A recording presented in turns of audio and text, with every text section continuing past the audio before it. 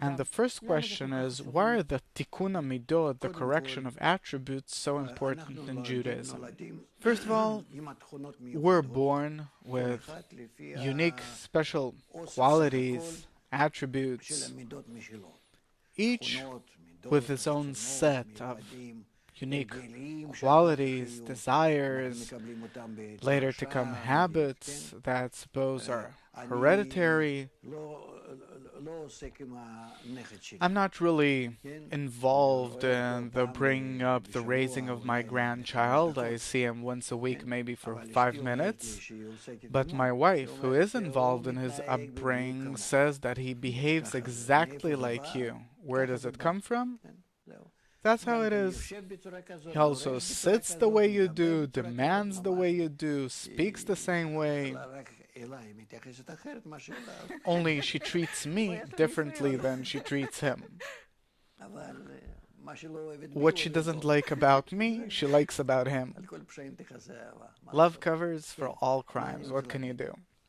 So, what do I want to say? We're born with certain inclinations and attributes, and we can't do anything about that. And we also know and see from the experience of thousands of years that we can't change anything. Whoever was born in a certain way with certain qualities will die with the same qualities. And all of his characteristics, the habits that he got from his forefathers, it all remains and will remain in him. And therefore, we have to agree with it.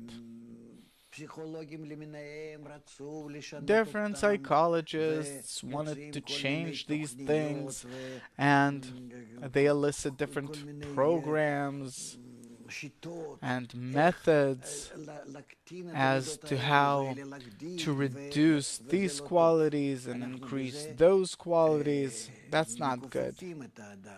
We by that bend a person. We as if forcefully twist him, and we do not allow him to blossom freely with everything that he has, because we're saying that these qualities are bad, these are good, hide those, and this way we actually build people in a kind of a distorted manner. But if we're speaking from experience, we have to say that a person doesn't change in qualities. His traits don't change. The way he was born with its inner package, the way he looks at life, his attitude towards life, his original character, all of that remains, and it's forbidden for us to touch that. Furthermore, we have to keep all of these personal things that he has, because it's only characteristic of him and of no one else. And therefore, we have to simply give a person the ability to correctly use all of these qualities, implement them, but for them to blossom. It's like I have a bouquet of flowers and it's wilting a bit, so I add some water and put it in the sun maybe, and then I renew each and every flower. This is how I have to look at a person. To simply give a person the possibility to correctly realize himself, his qualities, his traits, in the best possible way. Now the question, how do I then examine that person? According to what do I teach that person to realize himself? And here we have to understand what the wisdom of Kabbalah demands of a person. It demands connection of a person. The wisdom of Kabbalah is the internality of the Torah, which turns to a person and says that the general law of the whole of reality, the purpose for which it exists the way it does, and the purpose for which we exist, is in order to achieve love another as thyself. And therefore I, who was born and am developing. This is how I should have ideally seen myself. How do I take myself and use all of my qualities for love of others, to open myself towards that as much as possible? And this is something that we have to learn how to do. And here we have a problem to work against our ego. Why should I use all of my qualities and means and everything that I got from nature as a preparation for the benefit of society? So we have to learn that all of us are in one system and we can't escape that. And nonetheless, people are all interdependent and interconnected. And therefore, all in all, when we learn about the general system, we see that all of us came out of a system which is a homogeneous system. And each one of us, when we were born separately, as if we're not interconnected. But we came from a system where all of us were interconnected. And in our world, we're as if not connected with each other. When our ego got between us, an egoistic desire to somehow exploit others in some way, and not to have good relations with others, but to have good relations with myself, and not for the benefit of others, and that is actually our evil inclination.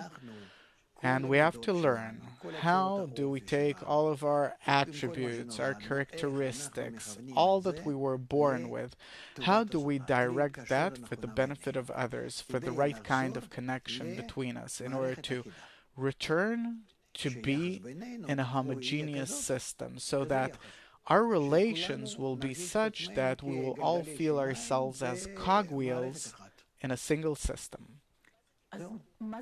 If so, then what is the definition for the correction of attributes? The correction of attributes then is that I change the usage of each and every attribute, but not the attribute itself. Laziness, suppose. Okay, so I'm lazy. Or I'm rash. So okay, doesn't matter what. The main thing is it for the benefit of others or not? How is the correction of attributes relevant? That's called correction. How is the correction of attributes relevant to our life here and now? Because we see that in terms of the state of affairs. So please, tell me,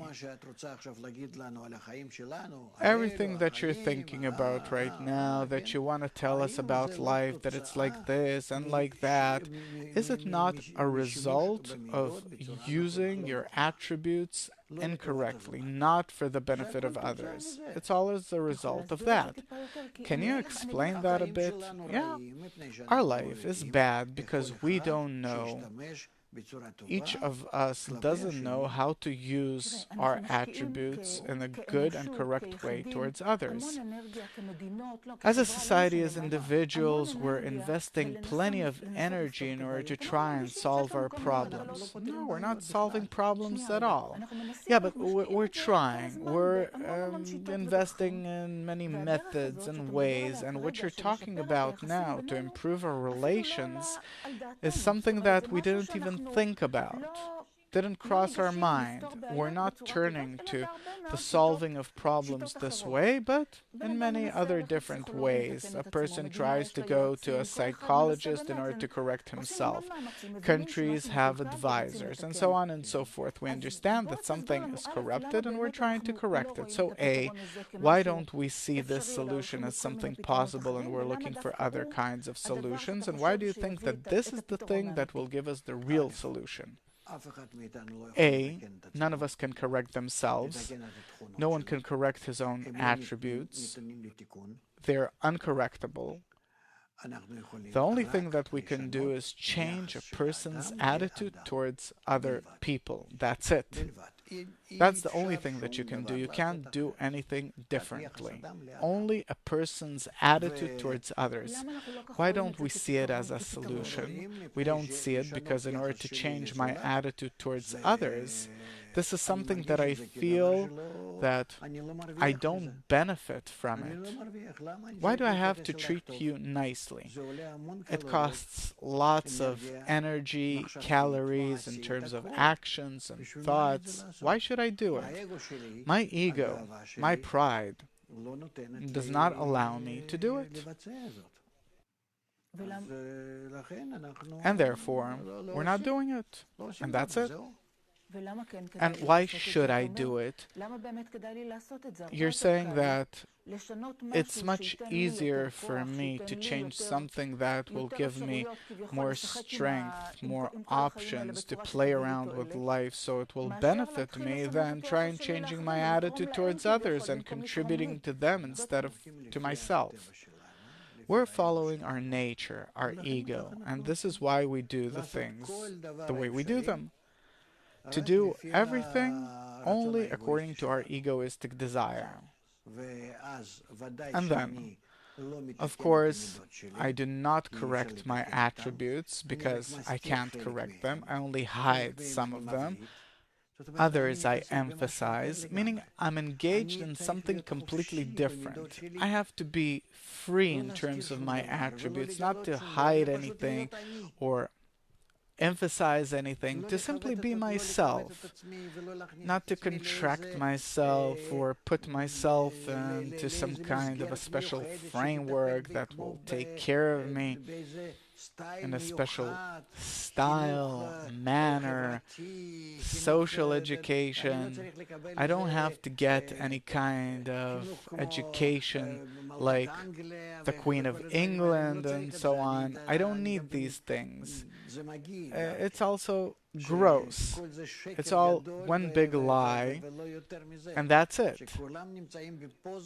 Everyone has their own special pretension, and everyone are hypocrites. I don't want that. I want to be free, like a baby that doesn't even want to be dressed. He likes being naked. It's the simplest, best thing. What do I need all these things for? So I needn't limit or develop anything about my qualities, but only my attitude towards others. My attitude is the inclination of my heart, and this is something that a person doesn't want. For that, I have my ego that doesn't allow me to get closer to others, but that's the only thing that I have to work on, and therefore the correction of attributes is to use our natural attributes and love another as thyself, or don't do to others what you hate. Don't do to others what you hate is half the way of the correction, and the other half is love another as thyself.